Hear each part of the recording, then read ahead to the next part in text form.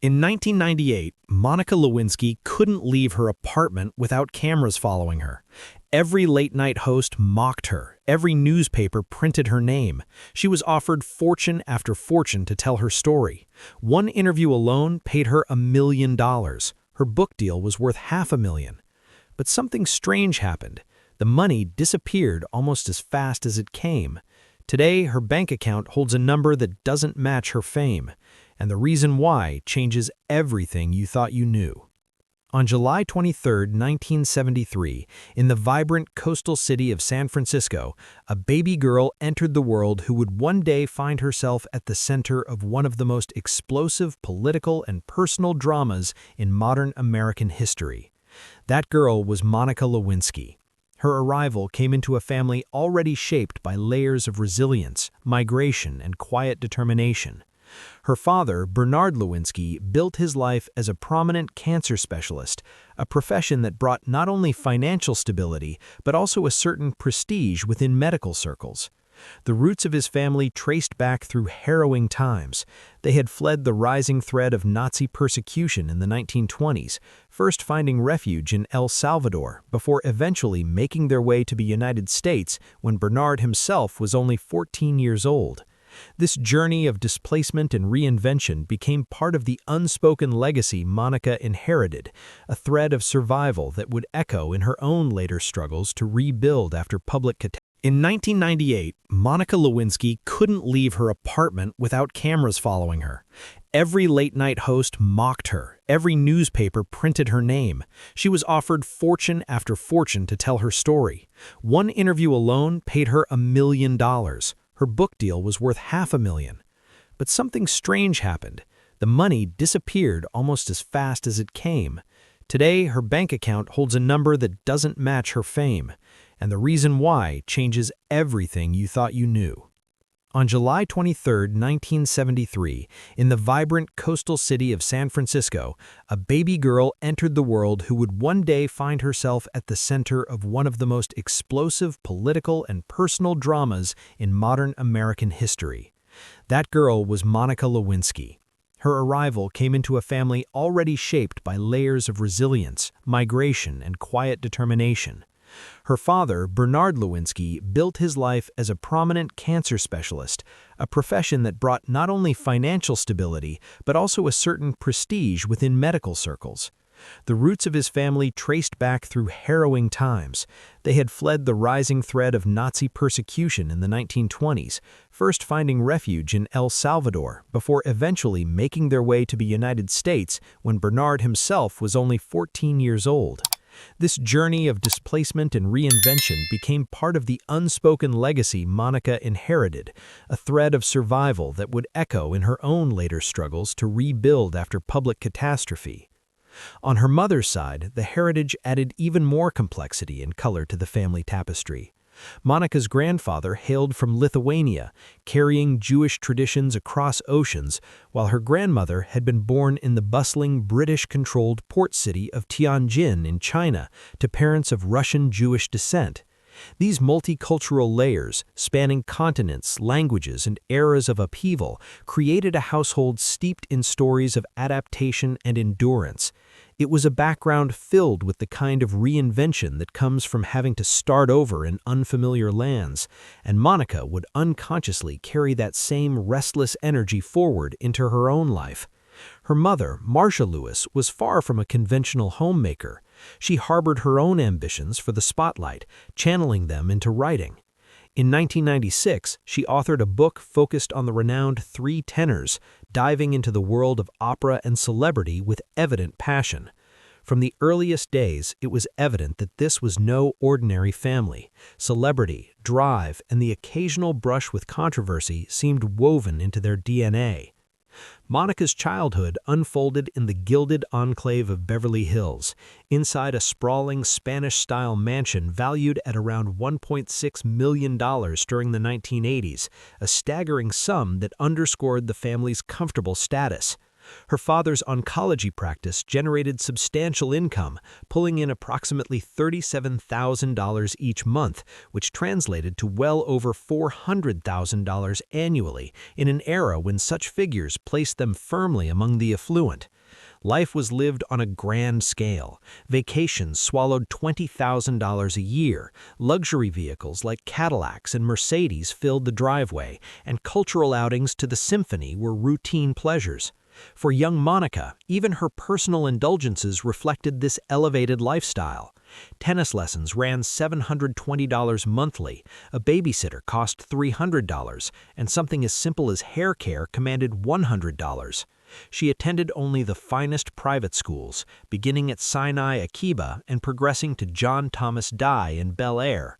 Her classmates were the offspring of Hollywood power players, producers, directors, and industry insiders, where turning 16 often meant receiving a high-end sports car as a birthday gift. It was a bubble of privilege, a dreamlike existence where material abundance masked deeper fractures. Yet beneath the polished exterior of manicured lawns and gleaming cars, the foundation of this seemingly perfect world was crumbling. The collapse came sharply when Monica reached 14 years old. In 1987, her parents' marriage shattered in a divorce marked by intense bitterness and recrimination. Marcia leveled serious accusations against Bernard, claiming infidelity and even alleging that he had lavished expensive gifts from exclusive retailers like Tiffany's and Louis Vuitton on his mistress. Tensions escalated into outbursts of verbal aggression. Monica later recalled hearing her father shout demeaning phrases such as "you're a moron" during heated exchanges. Family dinners turned into silent ordeals, where children were forbidden from speaking, creating an atmosphere of emotional suppression. The financial and psychological fallout was immense, with therapy sessions alone costing the family $1,800 per month. Monica herself underwent individual counseling priced between $700 and $800, sessions that became a constant in her young life as she grappled with the upheaval. This period of turmoil was not merely a family rupture, it represented a profound emotional unraveling that left lasting imprints. Years afterwards, in a recorded conversation that would surface publicly, Monica reflected candidly on her upbringing, admitting, "I was brought up with lies. I have lied my entire life." It was more than a broken home, it was a cauldron of chaos where trust eroded, honesty blurred, and the interplay of power, pain, and deception took root in her psyche. She internalized early lessons about how authority figures could wield influence unevenly, how vulnerability could intertwine with manipulation, and how survival sometimes demanded navigating dishonesty. These seeds, planted in adolescence, would influence her choices in profound and complicated ways as she matured, shaping a young woman who sought validation in environments fraught with risk and imbalance. Seeking an outlet amid the domestic storm, Monica turned to the world of theater during her school years. She immersed herself in a close-knit theater ensemble, finding solace and expression through performance and creativity. The group offered a sense of belonging and escape, a space where she could channel her energies away from home. However, tragedy struck when their beloved drama instructor took his own life, an event that delivered a devastating blow and intensified her sense of loss. In response, she made the decision to leave Beverly Hills High School, transferring to Bear Prep, an elite but intimate institution catering to wealthy yet often troubled students. Tuition reached $12,000 annually, and the senior class numbered only 7, with Monica among them. There, she threw herself into choir, visual arts, and drama with renewed vigor, ultimately earning the distinction of valedictorian. Her yearbook entry captured her eclectic aspirations, quoting both the modernist poet Ezra Pound and the whimsical Dr. Seuss. Classmates sensed her potential for greatness, predicting fame in her future. Their intuition proved accurate, though the form it took would defy every expectation. By the time she turned 19, she had already embarked on a relationship that foreshadowed patterns of entanglement with authority and complication. She began a 5-year affair with her former high school drama teacher, a man named Andy Blair, who was 40 years old, married, and a father. The connection deepened dramatically when Monica enrolled at Lewis and Clark College in Portland, Oregon. Remarkably, Blair relocated his entire family to the same city to maintain proximity. In a twist that highlighted the blurred boundaries, Monica even babysat for his children while continuing the intimate involvement. She maintained a facade of friendship with his wife, all while the relationship persisted in secrecy and moral ambiguity. Later accounts from Blair's legal representatives painted Monica as someone intently focused on physical intimacy and prone to amplifying narratives to enhance her self-image. Before departing for opportunities in Washington, D.C., she reportedly quipped to the family, "I'm going to the president to get my presidential knee pads," a remark blending ambition with dark humor. Throughout this time, she maintained frequent contact, calling Blair as many as 5 times a day. Even as new chapters unfolded, including her involvement with a far more prominent figure, she confided details back to him, expressing frustrations about the nature of those encounters. The dynamic revealed a recurring theme. Monica gravitated towards powerful, unavailable, older men, drawn by the allure of danger, authority, and the validation that came from such associations. At Lewis and Clark, Monica pursued a degree in psychology, a field that aligned perfectly with her innate curiosity about human behavior, emotions, and the mechanics of control. She harbored aspirations of joining the FBI, envisioning a career in investigation and analysis. In a twist of irony she would later acknowledge, she reflected that in a sense she did collaborate with the FBI, albeit as the subject of intense scrutiny rather than an agent. Her personality stood out on campus, outgoing, boisterous, and approachable, the type who might strike up conversations spontaneously with strangers. Professors remembered her as engaging and lively, yet peers detected underlying complexities. She struggled with discretion, often sharing confidences too freely and engaging in gossip.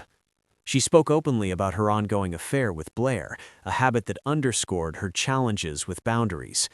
The internal pressures led her back to therapy, where she worked to untangle her motivations even as life continued its unpredictable course.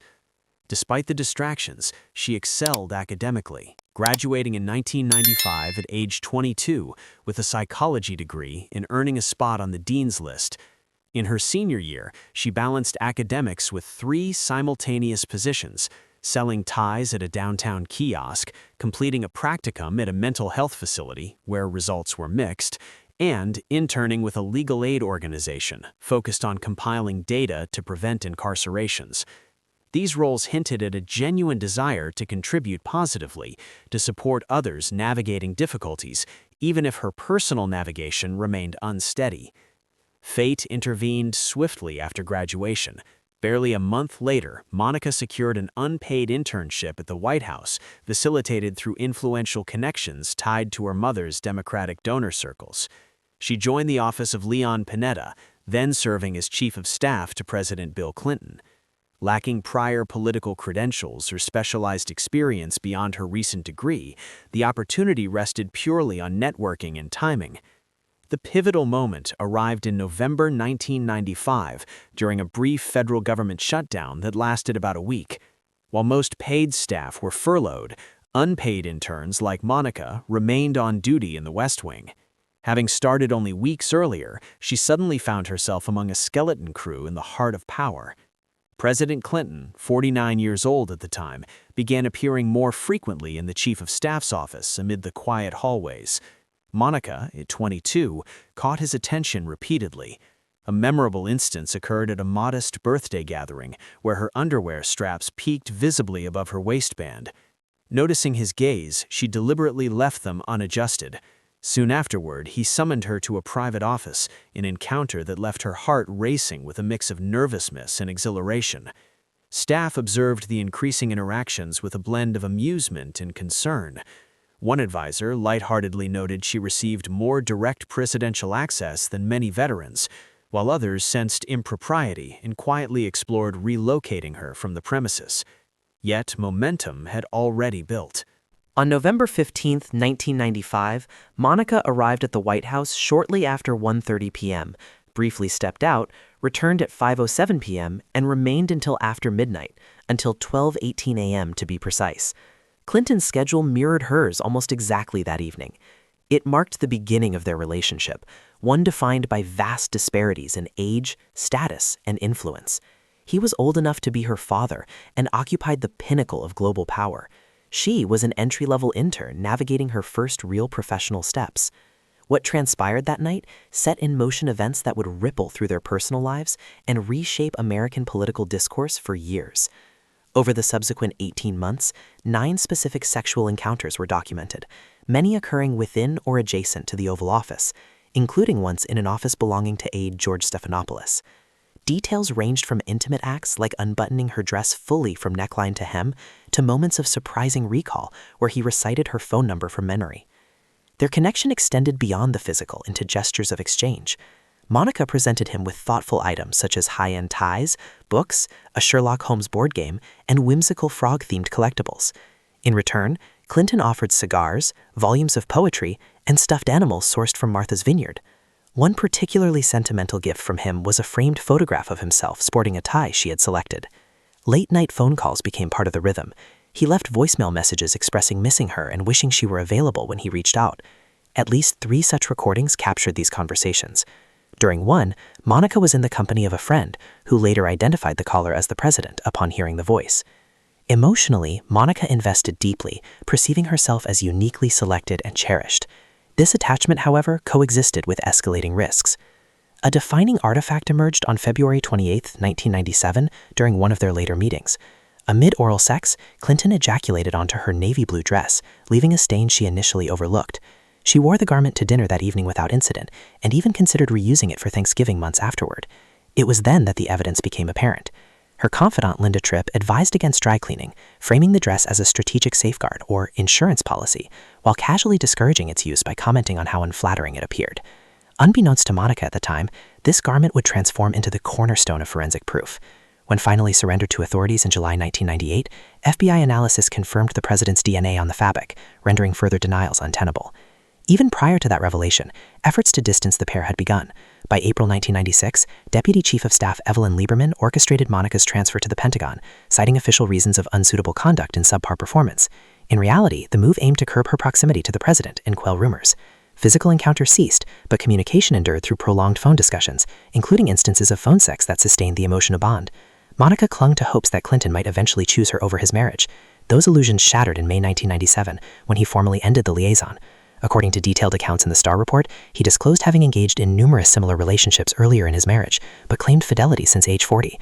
The admission reframed her experience as merely one episode in a sequence, delivering a crushing realization of her place in his history.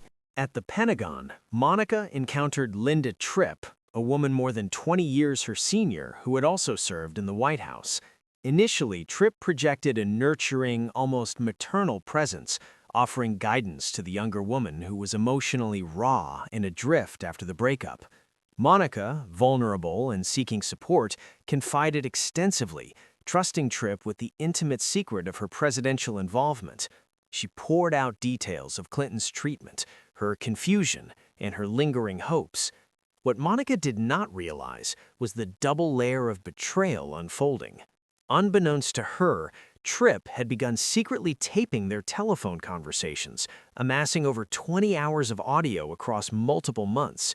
These recordings captured Monica's unguarded emotions, including raw admissions like, "I can't take it anymore, it's too much for one person." Tripp went further, dedicating more than 100 hours to collaborating with Kenneth Starr's investigative team, meticulously reviewing tapes, notes, and specifics to construct a case.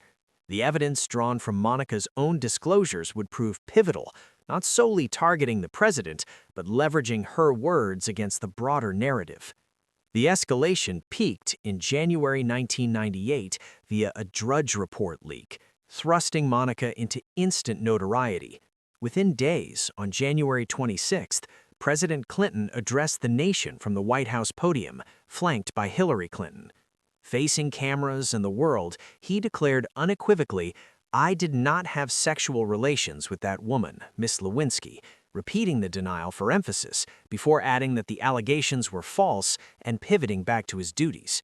He avoided using her given name entirely, reducing her to "that woman," a calculated linguistic choice by his team. The phrasing "sexual relations" had been narrowly interpreted in legal contexts to exclude oral sex, allowing a technically defensible position. To millions watching, including Monica herself, at 24 years old, it registered as profound betrayal, stripping her of humanity and casting her as a mere political liability. Media saturation followed immediately. Reporters camped outside her residence, trailing her movements and dissecting her appearance in relentless coverage. Late-night comedy routines lampooned her without mercy. She described herself as arguably the most humiliated person in the world, a statement that captured the unprecedented scale of intrusion. This occurred at the dawn of widespread internet access, positioning Monica as an early victim of global digital shaming before social media platforms amplified such phenomena exponentially. Internally, the White House strategy involved discrediting her character, portraying her as obsessive, erratic, or delusional. Reports circulated of Hillary Clinton labeling her a narcissistic Looney Tune, while media allies echoed narratives of her as a stalker or fabricator.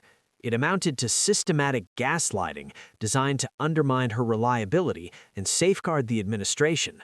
For a time, public perception wavered under the barrage. The private devastation was immense. Sleep evaded her, appetite vanished, and dark thoughts of self-harm surfaced, though she never acted on them. Her mother, Marcia, remained vigilantly by her side, sleeping nearby and monitoring even routine activities like showers, out of fear that the weight of shame might prove fatal. Monica was confined for 6 months, barred from normal life due to legal perils surrounding her false affidavit and potential obstruction charges. Relief arrived on July 28, 1998, when she consented to grand jury testimony. In exchange, prosecutors granted transactional immunity, a comprehensive shield preventing charges related to the investigation for perjury, obstruction, or similar offenses tied to the events. At 25, with legal counsel advocating persistently, she met Starr's team in New York and disclosed everything without reservation. The deal hinged on absolute truthfulness. Any deviation would nullify protections. This immunity safeguarded her from repercussions for the January affidavit in related actions, such as coaching Tripp on denials. Clinton faced his reckoning on August 17, 1998, during sworn testimony. When queried about prior statements denying involvement, he paused and delivered the now infamous response, "It depends on what the meaning of the word is." He elaborated that if "is" referred solely to the present, his earlier denial held. Broader interpretations differed. The semantic maneuvering stunned observers and provided endless fodder for satirists. Even in other interviews, such as one with PBS where he asserted there is no improper relationship, the focus on tense allowed evasion. Critics labeled it clever wordplay or evasion. Some dubbed it shameless or philosophically evasive. Congress, however, took it seriously. On December 19, 1998, the House impeached Clinton on 2 counts, perjury and obstruction of justice, both rooted in the Lewinsky matter. The Starr report detailed lies under oath, false submissions to courts via counsel, and witness tampering attempts. These actions, per the articles, eroded the dignity of the presidency and public trust. The Senate trial followed, but conviction required a 2/3 majority. The perjury vote tallied 45 in favor, obstruction 50, short of the 67 needed for removal. Clinton retained office, yet the impeachment stain endured as a historical footnote. Attention then shifted squarely to Monica. On March 3, 1999, she appeared in a landmark interview with Barbara Walters on ABC. Viewed by 70 million people, nearly half the nation's television audience, it shattered records for news programming. Networks profited handsomely as ad rates quadrupled. Walters probed directly, questioning Monica's self-respect and even referencing the visible underwear incident with pointed inquiries like, "Where did you get the nerve?" Monica responded with poise, offering apologies to Hillary and Chelsea Clinton while acknowledging that forgiveness might remain elusive. International broadcast rights alone netted her approximately $1 million. Momentum continued that month with the release of her book, Monica's Story, co-authored with Andrew Morton, renowned for Princess Diana's biography. It debuted at #1 on the New York Times bestseller list, earning her about $500,000. The volume delved beyond Starr's findings, disclosing personal elements such as a pregnancy during a lull in the Clinton relationship, subsequent abortion, and therapeutic interventions. It also critiqued Starr's methods harshly, describing them as emotionally invasive. Monica endorsed Hillary's earlier notion of a vast right-wing conspiracy against the administration. Monica's path forward involved deliberate attempts to reclaim agency amid lingering public fixation. In early 2000, a $1 million endorsement contract with Jenny Craig Weight Loss Company appeared promising. The agreement required her to shed 40 pounds over 6 months, positioning her as emblematic of contemporary women's stresses: overworked, anxious, and body conscious. A $7.2 million advertising blitz launched, but resistance mounted swiftly. Several franchises declined to broadcast the spots due to controversy. By February, the campaign halted, and by April, the partnership dissolved entirely. Monica received only $300,000, a 70% shortfall from expectations. Once more, her notoriety unlocked opportunities only to retract them abruptly. Undeterred, she channeled creativity into entrepreneurship later that year. In September 2000, she founded The Real Monica Inc., a handbag design venture. Far from superficial celebrity merchandising, she personally crafted the pieces, journeying to Louisiana to supervise manufacturing. The line featured reversible, bohemian-inspired totes that secured placement in prestigious retailers, including Henri Bendel in New York, Fred Segal in California, and The Cross in London. Media coverage began shifting focus toward her artistic vision rather than scandalous history. Publicists noted her emergence as a legitimate designer. Though the enterprise eventually waned under the persistent shadow of past events, it represented a genuine bid for independence and reinvention. Reality television beckoned next as a bold experiment. In 2003, Monica hosted Mr. Personality on Fox, a dating program with an unconventional premise. Male contestants wore full-face masks throughout, emphasizing personality over appearance. Producers bet on her drawing power, and initial ratings validated the gamble. Reviewers suggested she had discovered a fitting medium. Public protests, however, resurfaced, decrying perceived exploitation of her fame. Ratings declined sharply, prompting the finale to shrink from 2 hours to 1. The series concluded after 5 episodes. Nevertheless, the experience demonstrated her screen presence and resilience. Between 2000 and 2003, she maintained a steady international television profile, appearing on programs like The Tom Green Show, involving quirky fabricants in his family home, the UK series Monica's Postcards exploring American life, Swedish High Chaparral, Graham Norton's Chat Show, The View, and Jimmy Kimmel Live.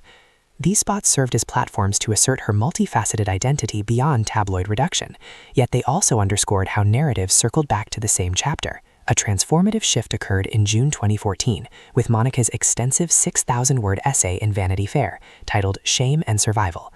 16 years had elapsed since the scandal's peak, during which she had declined offers exceeding $10 million that felt misaligned with her principles. The catalyst was the tragic suicide of Rutgers student Tyler Clementi, 18, after online humiliation. Monica's mother wept upon hearing the news, flashbacks to 1998 suicidal ideation flooding back. In the piece, Monica recounted a job interview requiring a Clinton endorsement letter due to Hillary's potential presidential run. This time, reception differed markedly. Audiences engaged with her as a thoughtful voice rather than punchline. The essay reframed her ordeal through lenses of cyber-age shaming and personal endurance. March 2015 brought her TED Talk, The Price of Shame, which amassed over 20 million views. In 20 minutes, she identified as patient zero of internet-driven public humiliation. Initial online backlash included hateful Facebook comments, with some users absurdly linking her to unrelated tragedies like 9/11 or electoral outcomes. Support swelled subsequently as viewers grasped the broader societal harms of shaming.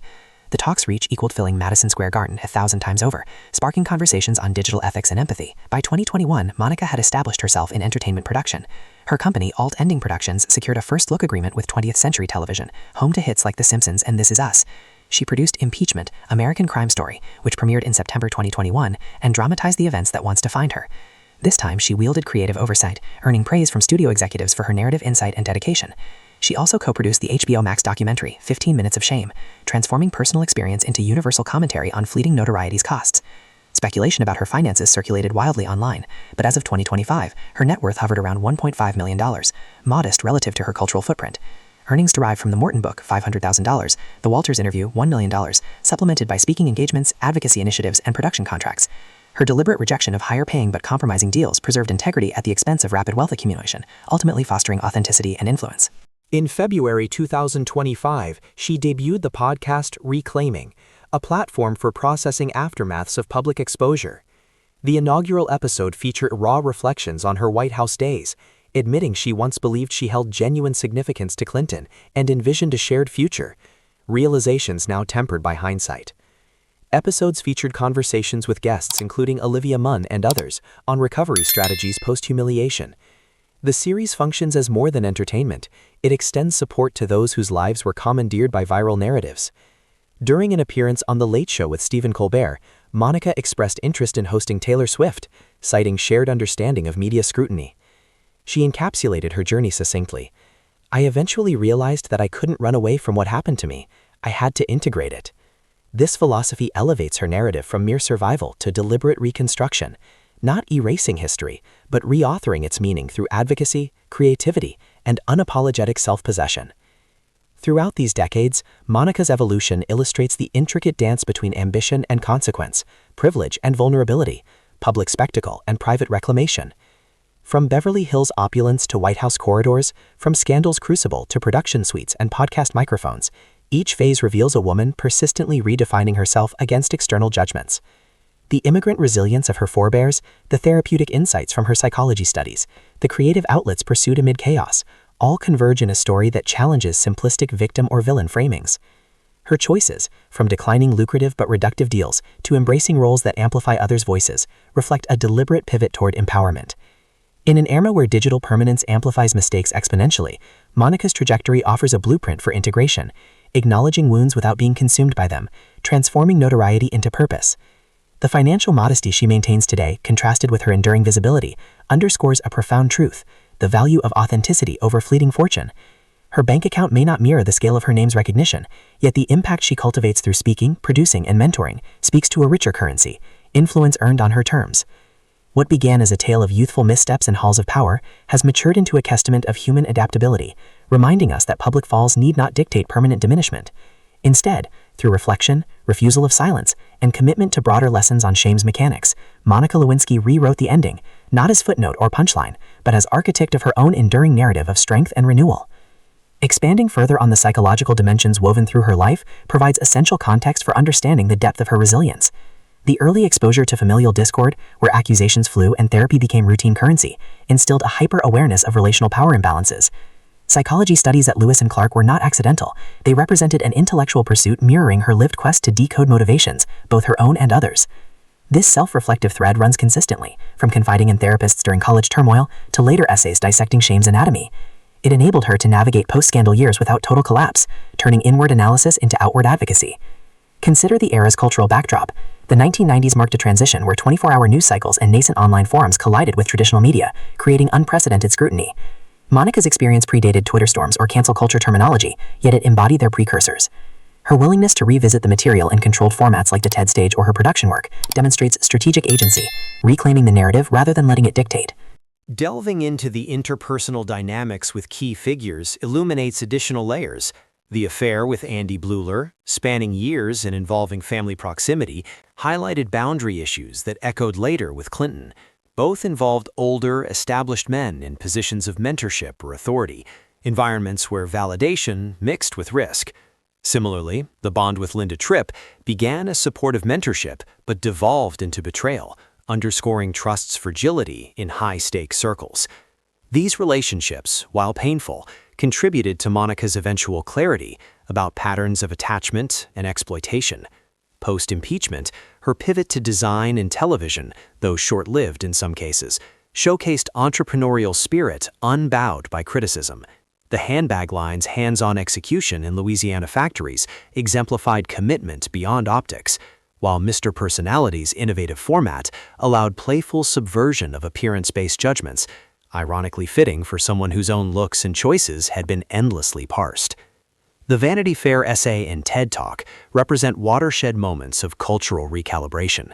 By linking her story to Tyler Clementi's tragedy, Monica universalized personal pain, fostering empathy for cyber victims across demographics. The talk's viral spread catalyzed discussions in academic, legal, and social spheres about humiliation's long-term effects, influencing policies on online harassment and mental health support.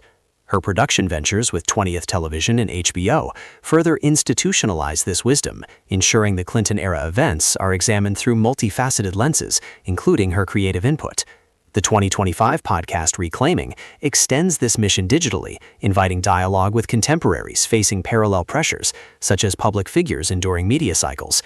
Inviting someone like Taylor Swift as a dream guest ties into themes of artistic endurance against scrutiny, reinforcing solidarity among those navigating fame's double edge. Economically, the disparity between fame and fortune merits deeper examination. Declining over $10 million in mismatched opportunities preserved moral ground but constrained liquidity. Income streams from selective interviews, authorship, and behind-the-camera roles sustained stability without compromising growth. This measured approach contrasts sharply with paths taken by other scandal-adjacent personalities who monetized aggressively yet faced credibility erosion. Monica's $1.5 million net worth in 2025, while modest by celebrity standards, reflects intentional choices prioritizing legacy over liquidity, choices that enhance her credibility as an advocate today. Her mother's steadfast presence during crisis periods further humanizes the support network, enabling recovery, transforming potential isolation into fortified perseverance. Societally, the Lewinsky saga exposed fault lines in American political culture, gender dynamics in power structures, media ethics during feeding frenzies, and the presidency's vulnerability to personal conduct. Clinton's survival of impeachment highlighted partisan divides, while Monica's vilification revealed misogynistic undercurrents in public discourse. Yet her subsequent contributions, advocacy against shaming, production elevating nuanced storytelling, have helped evolve those conversations. From a psychology graduate interning amid shutdowns to a producer shaping cultural retrospectives, her arc embodies American reinvention ethos, echoing her family's immigrant narrative. Each step, whether designing totes, hosting masked daters, or podcasting recoveries, builds upon prior ones, integrating rather than erasing. In reflecting on the full span from 1973 San Francisco birth through 2025's podcast launch, one discerns a cohesive thread of ambition tempered by consequence, vulnerability yielding to voice. The mansion of Beverly Hills, the West Wing hallways, the grand jury chambers, the TED podium, the production offices, all stations in a journey of profound transformation. Monica Lewinsky's story, reformulated through time's lens, transcends scandal to illuminate how individuals can confront history's weight, extract meaning, and forge forward paths that illuminate for others. Her bank account's modesty belies the wealth of insight she distributes, changing perceptions of fame, failure, and fortitude. Ultimately, it challenges assumptions about redemption's prerequisites, proving that integration of past and present yields the truest form of reclaiming one's narrative. This evolution, marked by deliberate pauses on lucrative detours and embrace of purposeful platforms, redefines what success looks like after public reckoning. It is a narrative not of disappearance, but of deliberate reemergence, one that invites reflection on our collective role in shaping or reshaping stories of those thrust into the spotlight's unforgiving glare. Through persistence, creativity, and unyielding self-examination, Monica has not only survived, but authored a sequel far richer than the original script suggested, offering lessons that resonate across generations about resilience as quiet power.